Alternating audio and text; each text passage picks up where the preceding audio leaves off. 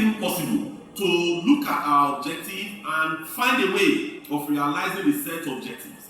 As you all know, the objective of every trade union principally is one: how do we protect the jobs of our members and how do we enhance their pay? So for us, when the divestment came, part of what we did was that after listening to our leaders, we met the management of NUPRC. We told them, if you want to do this alone, there's going to be some level of challenges, because if you go ahead and just grant those divestments without putting the employee content into it, without looking at what is going to happen to the employees, that there is going to be problem.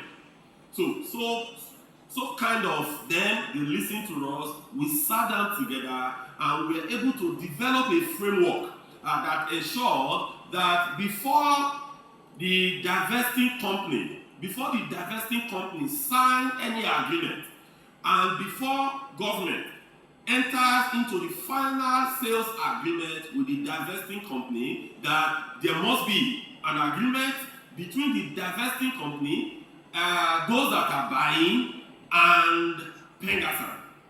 And that really shaped the issues regarding divestment that occurred in the industry between 2021 and 2025.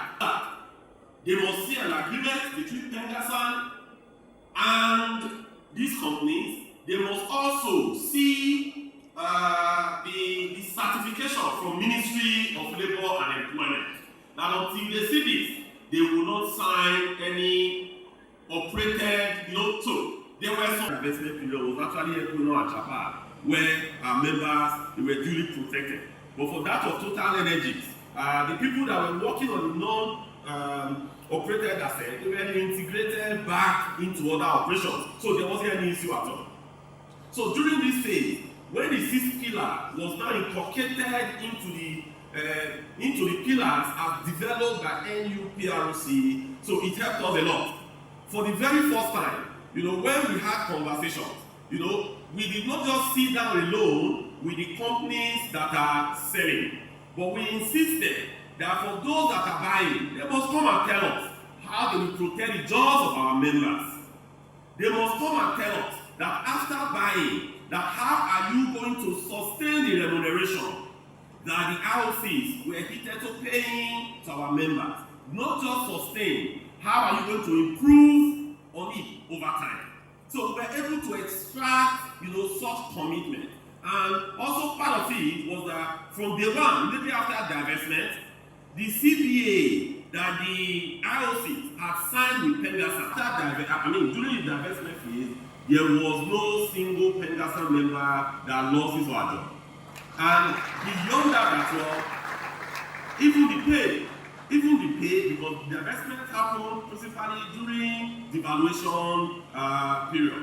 So even the pay of our members, they were further enhanced. And a lot of these companies, they've done CBAs since they came in, and we ensured that, because they promised us, when they were buying, they promised us, oh, don't worry, when we come in, we will even give you better welfare compared to what the houses were giving you. So we held them by their jugulars to ensure that all the companies that have bought into the JV operations of AGIP, the JV activities of Shell, and also that of ExxonMobil, we held them to ensure that they gave our members, and they are still giving them, a better welfare package. So they've done divestment, after divestment, that 2 years down the line, that there will be some less redundancy is actually part of the business, all right? Like, for example, the company where I work, they didn't do divestment per se, but they've done about 2 redundancies, voluntary redundancies in the last 2 years.